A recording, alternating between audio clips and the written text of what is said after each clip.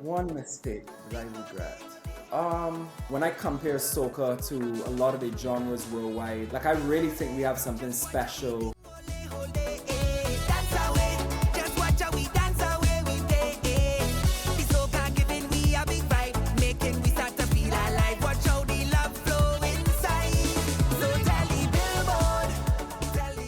Welcome, guys. Welcome, guys. Today we'll be interviewing a very, very special artist from Barbados. He's a recording artist of 10 plus years. He has performed in soca contests. He has multiple hit singles, and he's taking over right now, in my opinion, with great, great music. I'm presenting you Yannick Hooper. Thank you, thank you. Good to be here. Good to be here. Okay, I really do appreciate it. I really do appreciate very, very, very first interview on the channel. We're gonna do a series. We interviewing artists that will be a weekly thing. Very first one. So congrats, you're going on in history books right Appreciate now. it. It's my pleasure. It's my pleasure, man. No problem, no problem. So for the people who aren't too familiar with you, just do a brief introduction of who you are, where you're from, stuff like that. Sure. Something I've always called myself as a child of soca because Mm-hmm. I was raised very close to the genre. From the island of Barbados, I got rep BIM 200%. Mm, And just a lover of the music and the art form of soca. So, for those who don't know, my dad used to manage a band in the 90s called Coalition. And this band would have basically had like Rupee, TC, Adrian Clark, a lot of really big calypso slash soca artists back like in the 90s, early 2000s. And just from being around that atmosphere, it kind of birthed my love for the art form. And when I got to an age where I thought, you know what? I love the art form of soca, but I actually want to now be able to like add to it with my own touch or my own music. I basically started recording, and that's basically my history. From there, I've been making music for 12 plus years now. I haven't missed a crop over since I've started, and I'm really, really proud of that. And just that's a big somebody, that accomplishment. yeah, yeah, for sure, for sure. For me to miss a crop over, something will have to be wrong. So in general, I would say that I'm a child of soca, a child of the art form, a child of music. Damn. So you grew up around soca, so there was always passion for soca. So it's like you know about it, you experience it, your dad was in it. So it's like you live and breathe soca basically. So Basically, at what basically. point do you think you took music serious? At what point is like, yeah, this is something I could do, something I could be great at. So I would say I started to take it semi-serious in secondary school. Something I always kind of think back about was in school we would have these different concerts and Mm-hmm. everybody would kind of decide what they wanted to like offer up as talent. And having the love for soca that I've always had, I said, you know what, I want to sing a soca song. And the song I actually did was First Experience by KMC, a very, very big song out of Trinidad from back in the day. Mm-hmm. And when I finished or when I came off stage, everybody was like, Yannick, like, that was amazing. Why are you not, pursuing this? Why are you not making your own music? And I was 16 years old then. And from then, I kind of said that I want to start to create my own music. When we talk about being like fully serious, I would say maybe in 2011, 2012, I would have had a song called Undecided that Mm-hmm. was really big in Barbados and then went on to be really big all over the world, like all of the countries, that celebrate Carnival. Even Trinidad, I had some Trini friends that would tell me that they would hear it driving home from work. And that's when I really kind of knew that this is something that I really want to do on a bigger level. Damn. So it's like you experience being in the situation where my song is going big, my song is making it. So it's like at this point I have to take it serious, and you should, as you said, 12 years of consistency.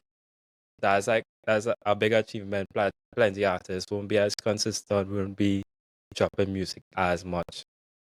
So that was really, really good. Um Appreciate it. Appreciate it. I know you said you grew up around soca with plenty soca artists from the 90s. Do you have any artists that inspired you, or you take inspiration from, or you just want to give a note to in music? Uh, I would say like all the artists in the art form, to tell you the truth. Like when I Mm-hmm. compare soca to a lot of the genres worldwide, like I really think we have something special within the music, you know. I think that it's a great representation of our culture, Caribbean expression. So instead of one particular artist, I would say just all of the artists over the years from when I was paying attention, because as I said, like as a child, very young, I was paying attention to soca music. And if I had to call some artists from like back in the day, some names like maybe Alison Hines, Mm, maybe Edwin Yearwood, you know, like some real icons in Barbados that were like pushing the genre. People like Masha Montano, you know, mm, those names are names that I've always really been inspired by how they've kind of propelled the genre to what it is today. that's really good. I see you mentioned all those names. Is there any particular artist that would be like, I want to collaborate with, that you haven't already, or any artist that you have collaborated with that you want to do it again with? That's a really good question. There are many, to tell you the truth. There are many, because as I Mm-hmm. said, like what I kind of appreciate is when somebody, you know, pushes the boundaries and kind of doesn't settle. And I would say that there are many artists out there, like to call some names like Patrice Roberts. I was Mm, just seeing today that she has like a video out for every release she has this year.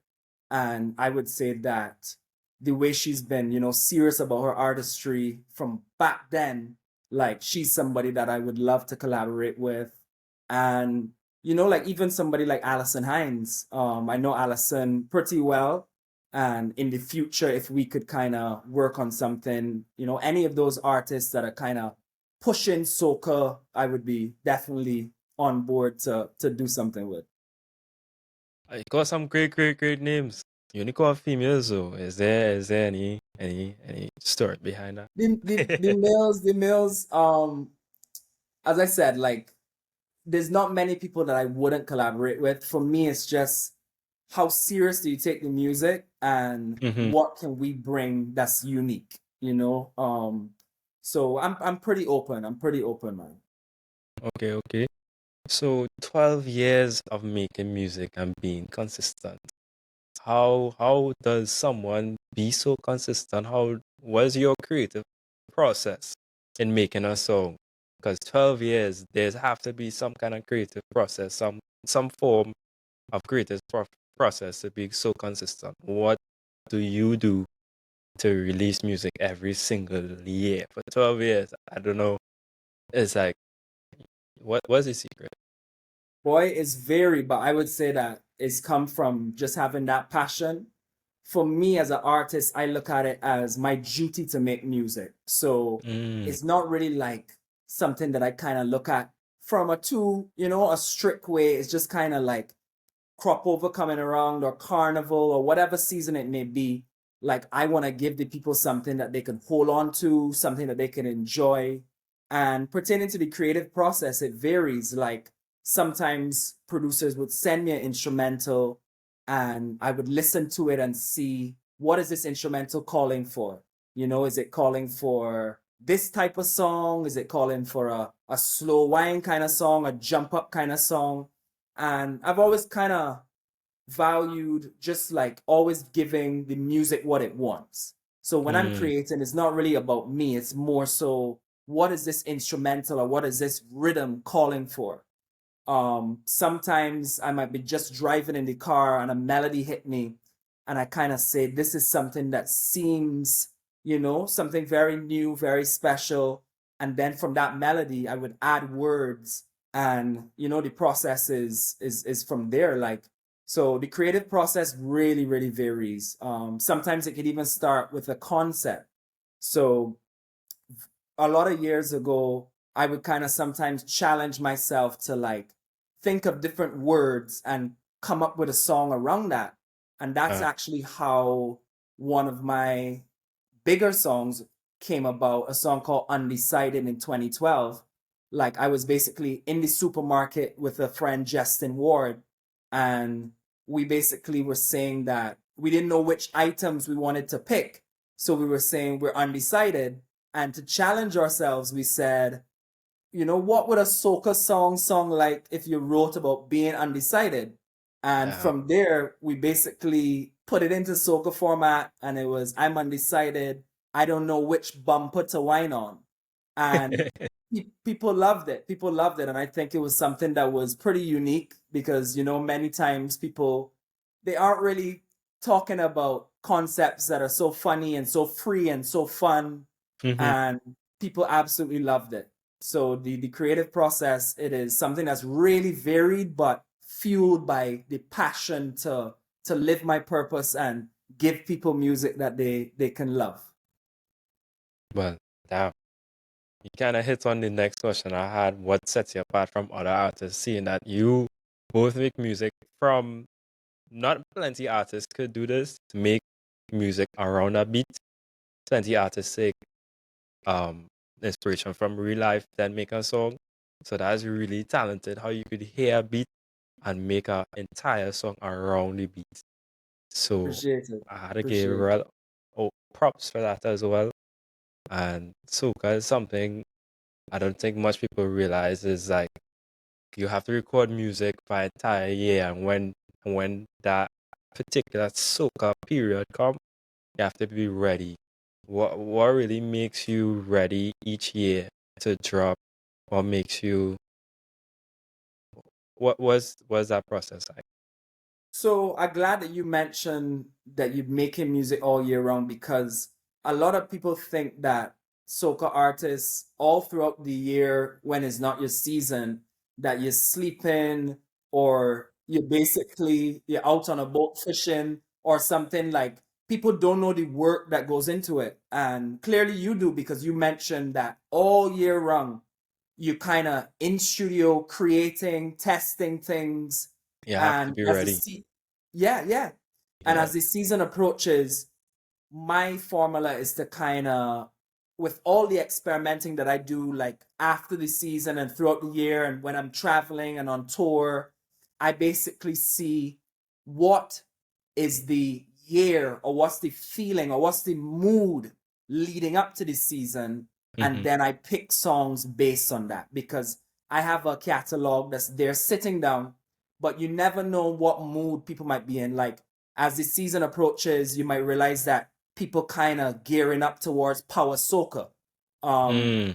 what we kind of sometimes do in Barbados is that we'll see where Trinidad Carnival goes with what music they're placing emphasis on, like if it's power, if it's groovy, and then we could say, okay, we see that things are swinging in this direction, so we want to now come hard in that direction as well too.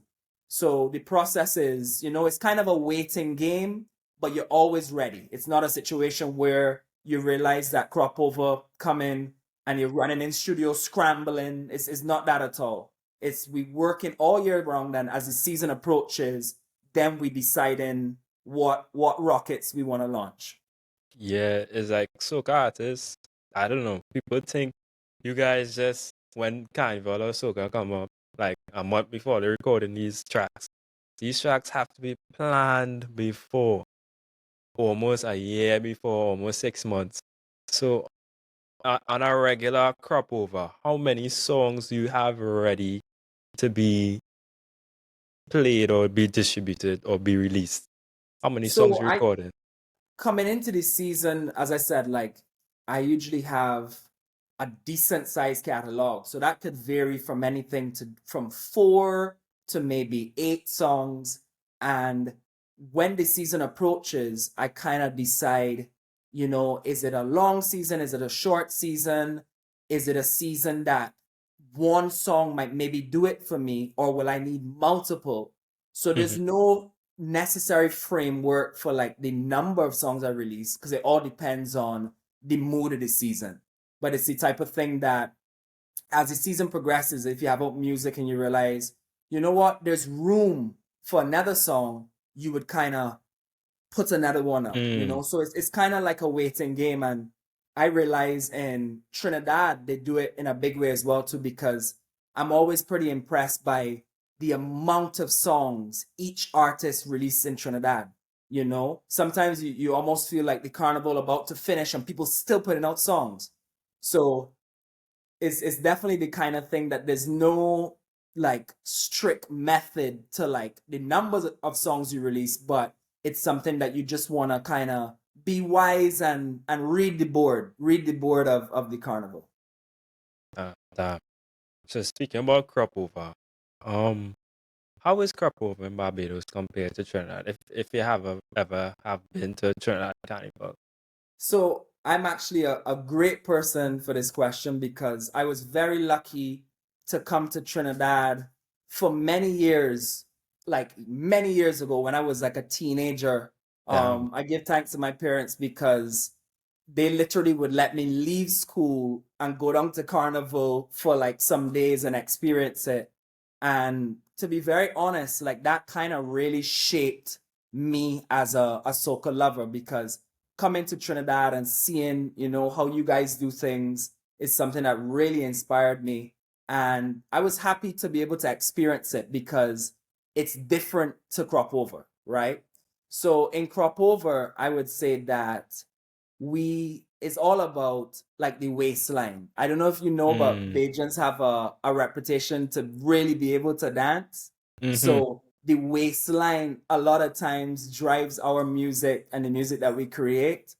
Um, I would say in partying, like you know, in Trinidad, how there's usually like super long lines to get into the parties, or you have to Mm-hmm. like it takes very long to drive. I would say a difference with crop over is that because the fets are a little smaller, it's really easy to get into parties. So I always tell Mm. people if you want a really, really fun, easy, safe experience, crop over is like the perfect carnival for you. Mm. And I would say that apart from that, like, you know, every island we do it a little different. As you would probably know in Barbados, what they call bashment soca is a pretty big thing. Mm-hmm. Um, Music that is really like heavily influenced by dancehall, and it's kind of similar to the zest movement in Trinidad now that those Yeah. guys are doing. In Barbados, we've been doing that like for years, you know, fusing the dancehall with the soca. So crop over is a blended experience where you could get your groovy soca, you can get your power soca, you can get your bashment soca, but it's very fueled by the waistline, by the waistline. Yeah, I've seen I don't know if you're familiar with the Instagram account Bajan TV or Bajan Yeah, Tube. Agent Tube. Yeah, yeah, yeah. I see all kind of women and we just be dancing. I've never seen nobody out of time, man. Nobody Nah, to nah, know nah. how to dance. It's just everybody know how to dance on that Yeah, platform. Bajans can move from very small in school. Mm-hmm. Like we have concerts where Bajans is be, you know, dancing and the rhythm is definitely in us for sure, for sure. Okay, speak about dancing and stuff. What was the craziest experience you ever had performing or even attending a crop over event or carnival event? All right, so this is one I usually tell my friends when we out liming. There was one year where I was backstage at this event. It's an event in Barbados Mm-hmm. called Soca Titans. Mm-hmm. And it's a really big show that finishes the crop over. Very often, like Masha would come and headline it. And I was backstage having a conversation with a musician and we were talking. And the joke is that for some reason, like I was basically up next to perform on stage, but nobody told me. So we were talking, and literally the other guy, this shows how good of a musician he is. He's like, isn't that your song? And I literally realized that it was my song. And I ran, grabbed the mic from the stage manager and ran on stage. And it's so funny because I think to the audience, it would have seemed as if it was planned for me to Plan. come and like run on stage like some kind of superhero. But, but I was actually kind of like really surprised that it was my turn to go on stage. And I ran, I jumped down and I started singing, and the crowd went crazy. And it's Yeah. something that I would never forget because literally, like, 2 seconds before, I was like far backstage having a conversation and I had to run to get on stage. So that was like one of the craziest things that's happened to me. Okay, okay. That's a really interesting story though. Big up to whoever told you, hey, that's your song playing, Yeah, because probably your entire performance would have gone and you didn't even know. yeah, 100%. And as I said, if he realized it any later, I would have probably missed the cue. But I literally got on stage right for when I was about to sing, and it was a fantastic performance. So I will never forget. I will never forget that night, like ever. So I want to touch on something. Barbados, when I've been there, everyone seems to be on a unified front. Even on music standpoint, everybody is unified. There's no segregation. In my opinion, from the outside looking in, what do you think is different from other countries where there's a lot of segregation in music? A lot of people seem to not really participate, but in Barbados, I feel like everybody is on a united front. I don't know if it's different with somebody being in the industry. We could shed more light on that, but yeah. Yeah, I think maybe because like the island is so small that I think a lot of the artists, we actually know each other from outside of music. So a lot of Mm, like my peers within the music, like some people I went to school with, some people I would have played football with, some people cricket with. So you kind of get a unity coming from outside of the industry. And I would also say that that's very important for unity in general because sometimes in music, you always hear about it being pretty cutthroat, pretty crab mm-hmm. in a barrel, pretty every man for himself. But I think because Barbados is so small, that a lot of the artists have a relationship that was prior to music, and they basically, they keep the link tight. There's a lot of artists that, are my good friends, like music wise, even before music. So I think we kind of move on that front of unity. And when you're so small, there's no time to really separate because we all trying for the same thing. We all trying to Yeah. elevate the genre of soca.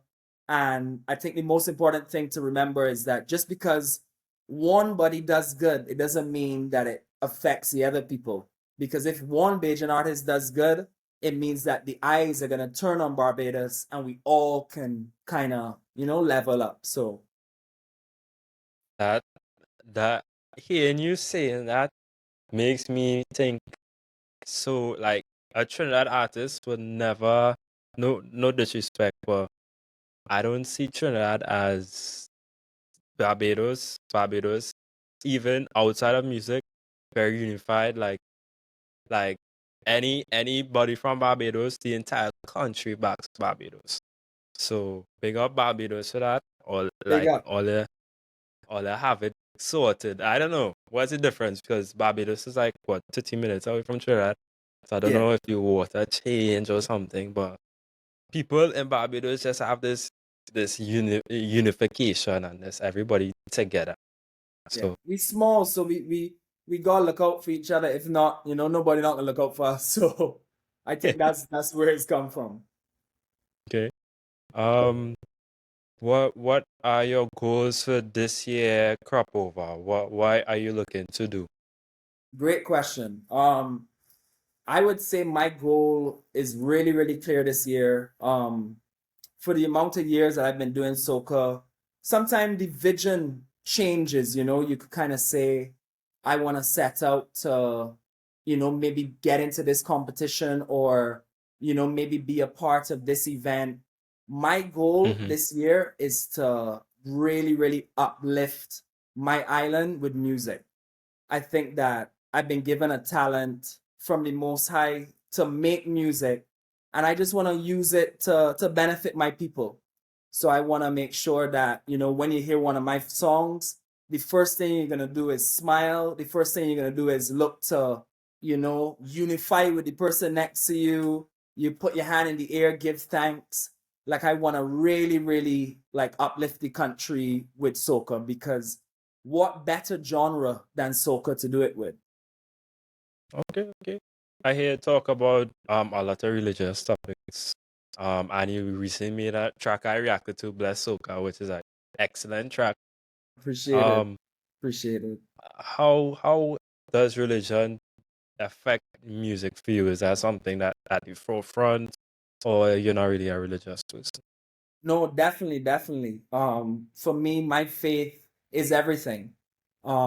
It's what inspires me. It's what gives me direction. It's what keeps me grounded. Because being an artist, like, the industry, it's fast paced. Sometimes it's dishonest. Sometimes it's hard. Like, there's a lot going on in the industry. But I think if you have a grounding of faith, you kind of your mission. You know that your mission may be not to do what everybody else is doing. You know Mm-hmm. that your mission may be to do something, that will actually benefit people. And I would say that my faith basically, really inspires me to create along those lines. Like, I really value, society. I value Caribbean people, because for me it always goes, it's Barbados first, but then it's the whole region. Correct. And I think that it's kind of like an artist's duty to do things like unify, spread messages of love, and all of these things are grounded in faith. All these messages come from there. So that plays a big role in my creativity. Uh, that's something great, great, great. And Bless Soca, amazing. I don't know why people are sleeping on this record, but that song, I've been honestly, I've been playing it every single day since hearing it. Appreciated, man. Appreciated. To speak on that, I just wanted to do a record that touched on some of the good the genre has done for me Mm-hmm. and those around me over the years. Um, as you might probably know, being Trini, soca was created to unify. Basically to bring the Indians and Africans together. And I look at the genre soca as something that has so many good elements running through it, whether it's togetherness, whether it's love, whether it's celebration.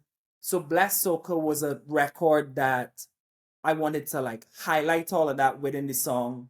And the song starts off saying Dingole. I think Mm-hmm. any Caribbean person know when you hear Dingole, it means to get up off your chair and start moving.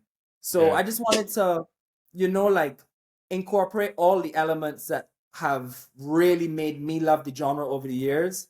And I think the genre has done a lot of good for Caribbean people, because I was just in a conversation today and I was saying, like, if you rewind, imagine if we didn't have our own genre like soca or something like reggae. Like, we would literally be making American music or mainstream music.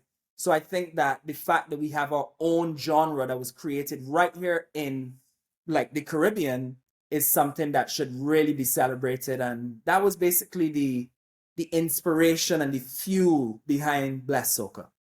That was actually my next question. What was the inspiration for Soca?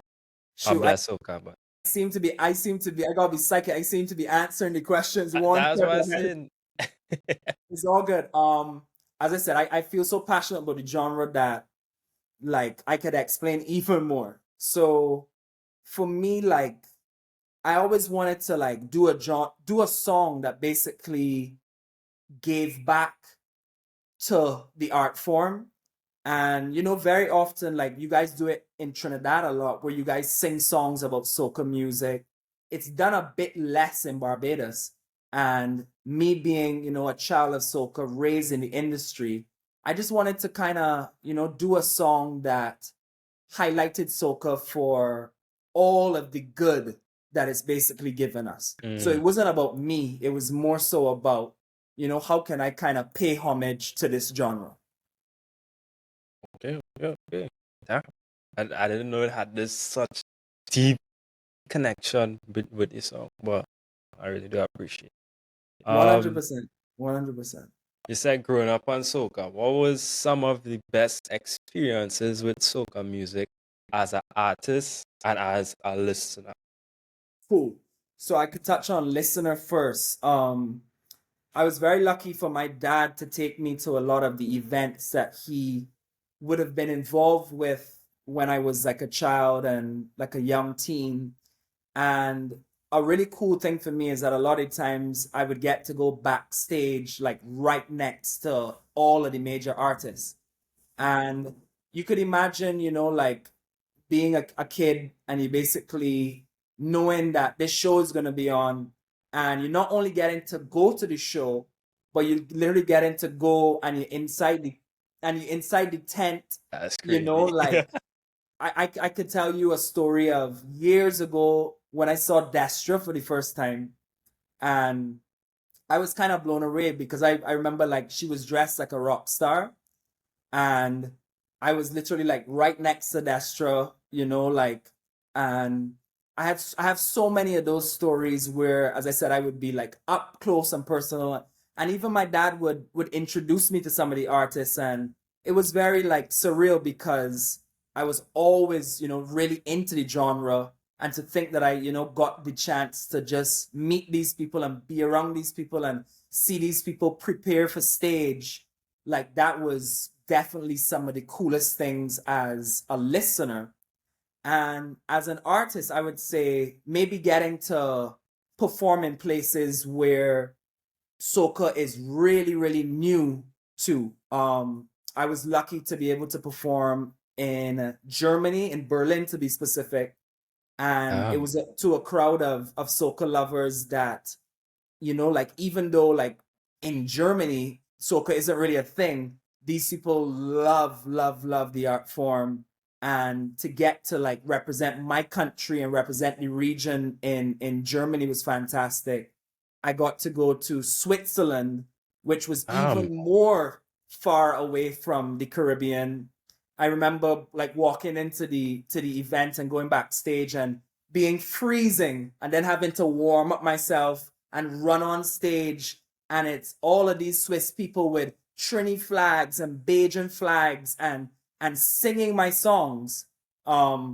The song that I came out to was a song called Wind Down Low, and I all I had to do was sing the first three lyrics, Wind Down Low, and all and the it's Swiss singing it. girls singing it and they're winding down low, and like those memories are things that I cannot forget.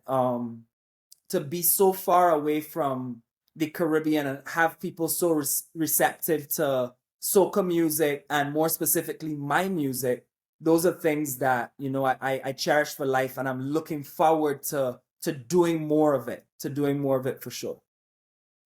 Damn. So you speak on going places and going far, like Switzerland, Germany. Like, have you ever thought that soca would have reached a point where it would take it literally across the world? So, me personally, I actually not surprised at anything soca could do because I believe in the genre. A lot of Mm-hmm. people often say, when soca gonna get into the mainstream or when soca gonna get into the billboard. I believe that the billboard and the mainstream missing out for not having soca involved. So it doesn't surprise me that it's those places, but I think even though it don't surprise me, it's still fairly special because at the end of the day, people in Switzerland, people in France, people in Germany, they could listen to any genre in the world. And the fact that these groups of people pick soca is something really, really to be proud of? That's just an inspiration to all upcoming soca artists. Soca could take you literally across the world. There's endless potential in soca. That's 100%. that's crazy. But And I can touch on it because you mhm. mentioned Bless Soca. There's a line in there that I literally mention what I mentioned. I say, tell the billboards, tell the Grammys, say, we keep on blazing this music here to stay. And the message behind that is Mm, whether they recognize us or not, we're gonna keep blazing because we're not waiting on their recognition. We don't depend on the Grammys for us to know a great soca song, or we don't depend on the Billboard to have us at number 1 for us to know our genre is great.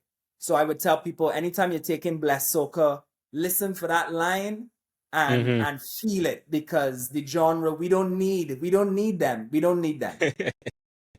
I feel like you are so passionate about soca, growing up with soca, just being a creative in this space. I just love seeing this passion from you. It's something that not much people get to see the behind the scenes of these songs, how it's made, and just the inspiration and just the pure passion behind it. Well, I must big up you because you're giving the audience that opportunity. So shout out to you and your channel for facilitating. Yeah, I trying something, trying to discover. I don't like to say lesser known, but ta- talent that not much people appreciated, and it's like I want to bring these people to the forefront too, not to disregard the bigger artists, but also just bring up the genre as a whole. Because as you said, Barbados unified. Why Trinidad can't be unified too? The entire Caribbean can be unified. Everybody needs to be unified.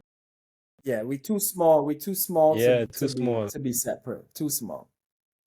That's something I just wanted to touch on too. But speaking on meeting all these artists at a young age, is there any experience I remember growing up or smaller be like a real shell shock moment? Like this artist is crazy. Um, maybe so I met Machelle in 2013 in Miami. I think it was for Miami Carnival. And I basically spoke to him and told him how much he would have inspired me growing up. Hmm. And what was really cool is that, like, I got to express to him like how he would have inspired me. And I remember I was at a party to perform maybe a couple of days later, Hmm. and I got a tap on my shoulder and it was Marshall there, and he kind of hailed me up, and it was really cool, that he remembered and he understood the significance he would have played in my career. So that was one artist interaction that always stood out to me. Yeah. Are there any negative interactions you ever had in the soap industry, being in it so long? A few, man. As I was touching on before when you asked the question about faith, I find I would say like the industry almost like changes people a bit. Hmm. And there've been times where you would kind of like be speaking to artists and whatnot, and you would kind of get the sense as if they basically like, I don't know, up to like different ulterior motives, or Mm, they basically using what you telling them to like benefit them. And there's a lot of cases where the experiences aren't quite positive, because it's the music industry in general, so it's nothing specific to soca. um but I would say like it happens, it happens. um, so what made you go forward and you talking about the negative dark side of soca? What do you say to younger artists growing up want to be a soca artist and they go through these experiences? What do you say to them to go forward with it? Don't take these losses and just keep going. Yeah, that's really easy. So I would tell any younger artist to focus on their craft Hmm. and their artistry over the industry. I think Mm-hmm. very often when you get into the industry, sometimes you could get a little bit too focused on, like the aspects of like maybe management or business or all of these things that are important, but I think your main focus should be on your craft. And I would say that seeing that it's the music industry, you can expect for things not to go perfect, because many other Mm-hmm. artists will tell you that many times, like, things happen, maybe like you were scheduled to do a show and then a promoter tells you like he can't afford to have you on the show anymore, Uh-huh. or basically you're talking business with somebody and you realize that they actually weren't as genuine as you thought they would be. I would say, like, getting involved in the music, never let that deter you from the artist you're supposed to be and bettering yourself as a person, because there's many distractions within the industry. But I would say the most successful artists are artists that can block out the distractions and focus on their craft and bettering, what they bring to the table. I've seen many artists over the years kind of go off the rails, getting too tied up in politics or maybe being too outspoken. And I've always thought being an artist means that you create art. Your focus is art. So I would tell any young person getting into the music, focus on the art and try to leave everything else secondary, because I think if you're focused too much on the industry, it can Get really distracted. distract and hinder from your art.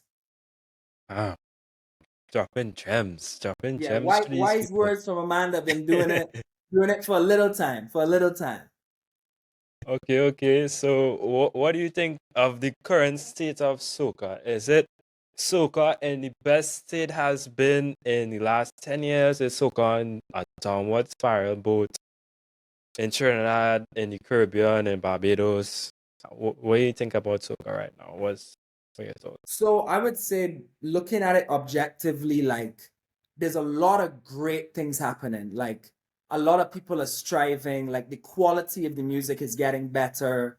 The the energy people are putting into like marketing the songs and presenting the songs and being more professional and being more like a mainstream approach to the music, it's definitely on an upward trajectory. Because I think years ago it was just kind of about, you put out a song, you're not really too focused on how you market it, you're not really too focused on the artwork or how you package it. Whereas Mm-hmm. I would say a lot of artists now, we kind of stepping up. I was on a flight back from London maybe like 4 days ago, and I Mm-hmm. actually realized on Virgin Atlantic they actually had a soca playlist on their Yeah, actual music platform. selection.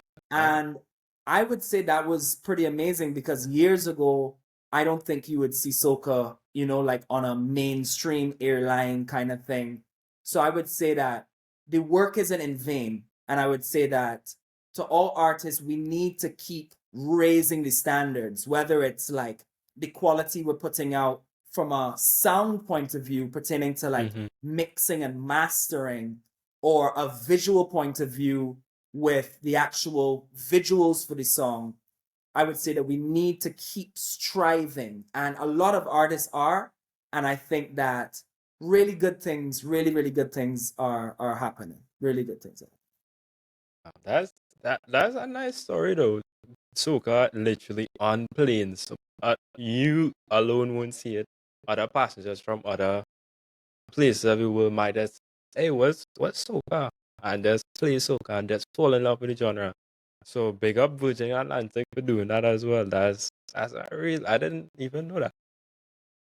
100%, 100%. And I think the reason that they basically, taking a chance on the genre is because, a lot of the I would say the artists that are kind of headlining the genre are Hmm. making, good connections and good collaborations and doing business properly.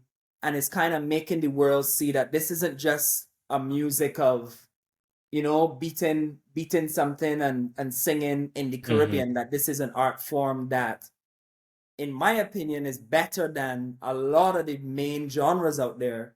Obviously, I might be a little biased, being raised in soca, but I believe that the trajectory is the future is bright. But I think we need to keep striving, because I think seeing that the genre is already, so alienated from the region we're from, we almost need to like present ourselves better and push the music harder, because it's, so far away from like mainstream America or mainstream England.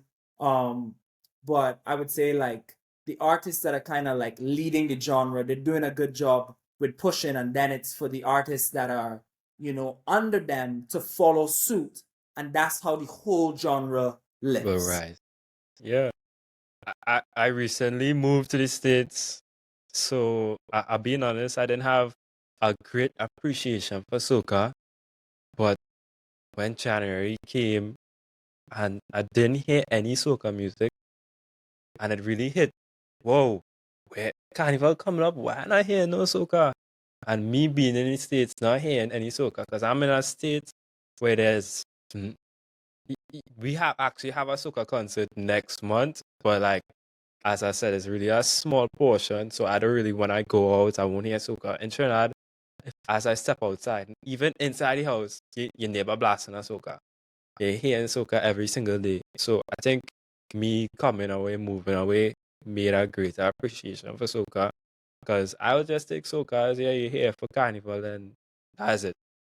But now I play in soca on a day-to-day basis, and discovering new artists like yourself for me is like making me build appreciation for soca. So I want to big up you as well for releasing good music and consistently doing it, and just as I said, raising the bar for the soca genre.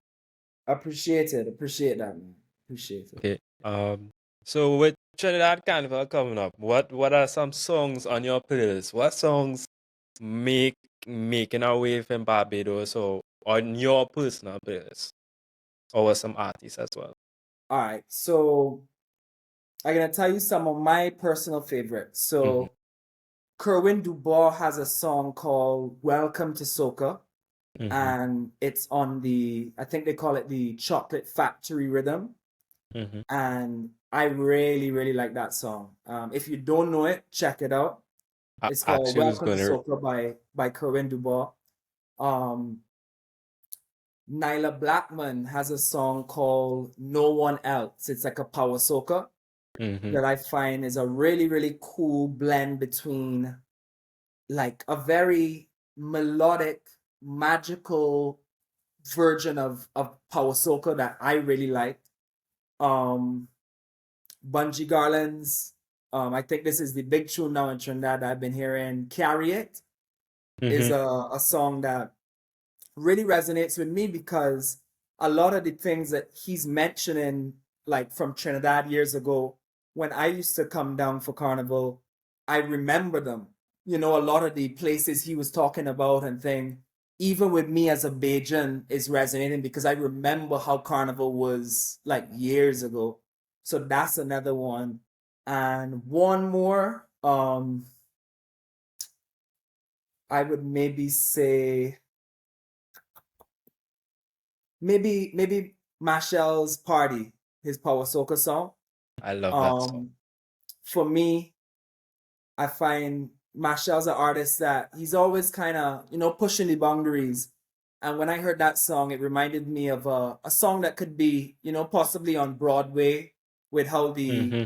the chorus is, and I could see so many theatrical productions done to it. So I would say those are the ones that are coming to mind right now that I'm liking from the carnival. Yeah. Pick up the Honorable Mia Motley in the music video for Party as well. I really like that 100%. video. It had like the song had like a band. It felt like I was in an entire experience listening on the headphones. It was like an entire experience in one song. Yes. What are some underrated artists that you wanna just big up and say these people need more light? Uh, Let me see. Who are some artists? You see, I kind of find the term underrated Mm-hmm. kind of tricky because how I always believe about it is like, whereas they may appear underrated, like they actually may be rated a lot, like in different settings and different ways, you know? Um, but let's see. There's definitely some female artists in Barbados that, doing really well. There's an artist called Sugary from Mm-hmm. Barbados, and she had a fantastic year last crop over. Mm-hmm. And I would say that she's definitely an artist that everybody needs to check out. Um, there's other artists as well too. For me, I always like believe in the youth. So there's an artist from Barbados called Josh Ox that Mm. he would have been doing soca for a couple years now, and he's actually one of my friends, and he's been doing really, really well. So two artists I would say to check out is Sugary and Josh Ox from Barbados. Okay, okay. You'll see a reaction video soon. Reaction video soon. So we're gonna move on to the next segment. I don't know the name as yet. I think I'm doing it to a letter to myself. So basically, I am basically your younger self, and you're answering questions that you would like to tell your younger self. So first question, let me see, what did it see? What does success mean to you, and has the definition changed over the years? Yeah, absolutely. So when I was younger, because I think soca was so competition driven, like back in the day, everything was about winning Soca Monarch or winning Road March or winning this competition, that competition. When I was younger, like my goal was to kind of win these things. Whereas now I kind of feel that the main goal is to win the people, because very often you see songs that manage to touch the people, but they may not necessarily win Soca Monarch or they may not win Road March, but they've resonated in the hearts of the people. So that's my younger self pertaining to now. Like I just want to be able to affect the masses in a really positive way, and give them something that as soon as they press play, they're happy, they're dancing, they're having a good time.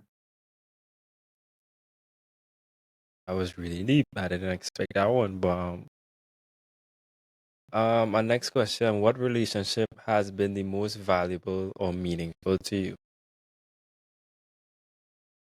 So that's a great, great question. And this would be what relationship over the within years?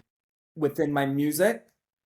It could be music, it could be outside, just something that progressed you in life and made you who you are today.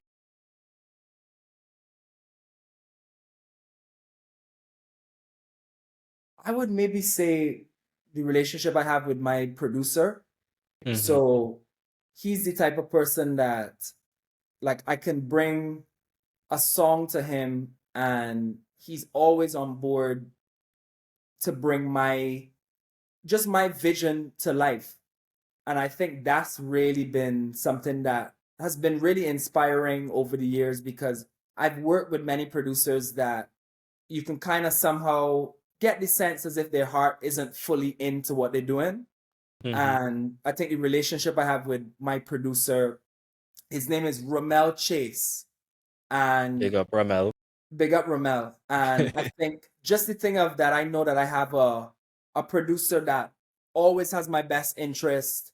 If I bring him a dancehall soca, he gonna find the vibe. If I bring him a power soca, he gonna find the vibe.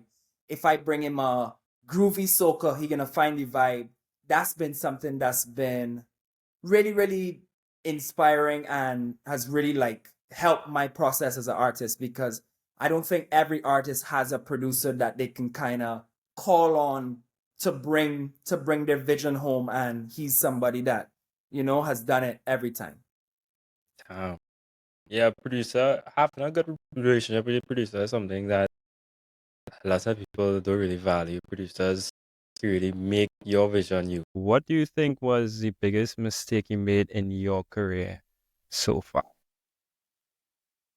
So I think maybe, and I would say all artists are guilty of doing this. Sometimes you kind of create, but sell yourself short in a way that you could know that you basically can create something so much like more dynamic, but you settle for something simple because you know people generally gravitate to simple songs and simplicity. So in the past, I think sometimes I've oversimplified, whereas now I'm about making, the most dynamic music that it can really touch people from all elements, from a musical element, from a lyrical element. Yeah, I'm just about pushing the boundaries from all aspects, even things like melody. I want a song that I release to have a really dynamic melody that it, stays with you forever. Even when you're about to go to sleep, you're remembering it. So yeah, that would basically it. Sometimes, like, I think with the capability we have as artists, we could always, just try to be a little more creative than take a route that we think because it's simple, it will do well. Um, that's something I think all artists suffer with. I heard, not to be out of genre, Skilly Bang. I don't know if you're familiar with him. He also spoke on this. He had to simplify a lot of his music lyrically to be what people say mainstream, because a lot of mainstream music is simplified, just not as dynamic or diverse. And it's like he had to censor himself and censor his artistic vision to be the best commercial package, which both hinders you in the long term and short term, because artistry always comes first. Artistic vision is the best vision to go with. If you're always riding a wave, when that wave is over, you over too. 100%. So 100%. that's something that I really like the headspace you are as an artist, pushing that artistic vision first. Appreciate it. Appreciate it. That last question. Um, what is the best piece of advice would you give to your younger self? Best piece of advice I would give to my younger self.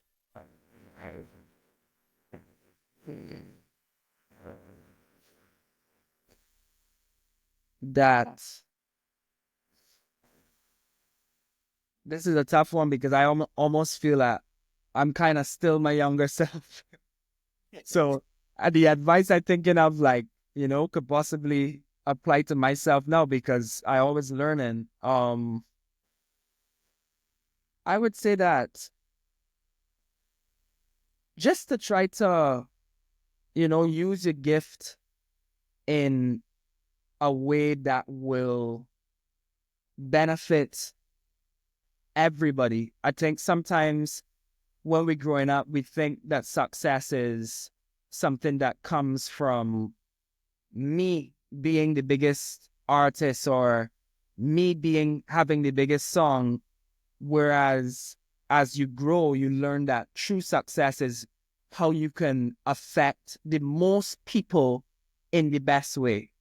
So if I was speaking back to my younger self, I would say, don't focus on having the most popular song because the most popular song might not necessarily be something that people really need to hear in the moment.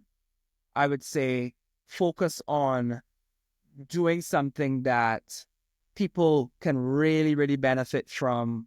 And that's when you know you've really fulfilled your goal as an artist, I think very often when we're new to the music, we kind of place focus on the wrong thing sometimes.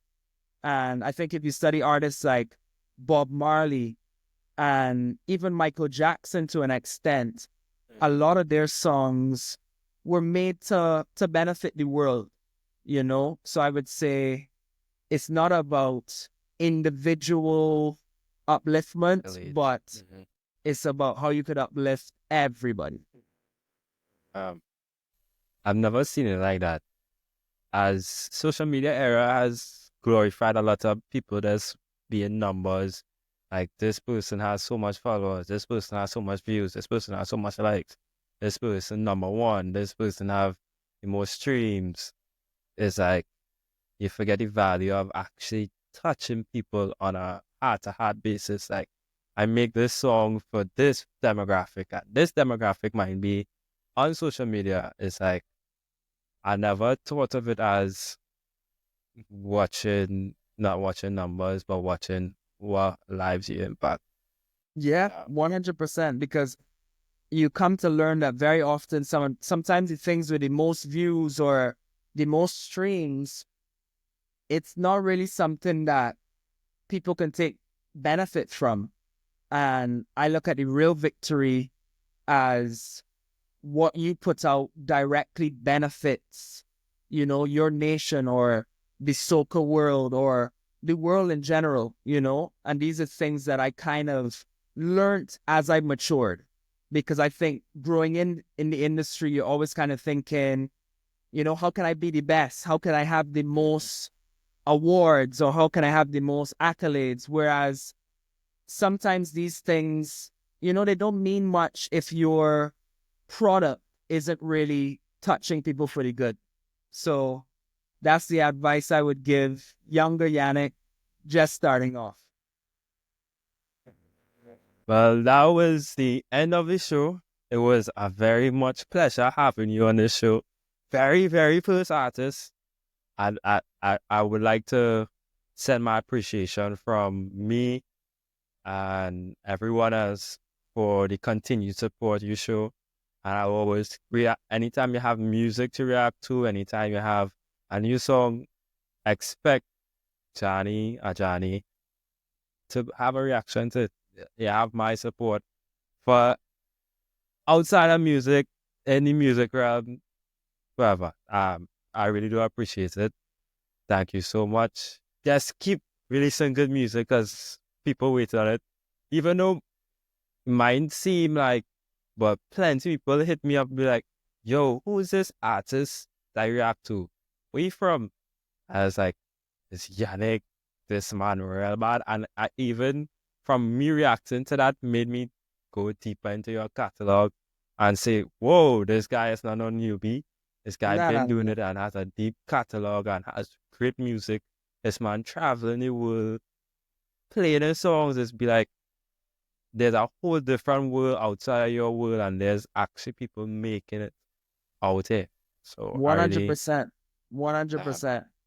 Ajani, thank you, because as I said, like the soca world, we need people like you that, are making the music out there, like I see you reviewing songs daily, and you mentioned that this is the first interview, and it's things like this that pushes the genre. Because if you look in every other genre, they have people that are kind of like, marketing, whatnot. And I think the more this happens within soca, the better for the genre. So big up to yourself, big up to your channel, and keep interested. That would be my only thing to you. Same way how you told me keep making the good music, keep being interested, and the sky is the limit for both of us.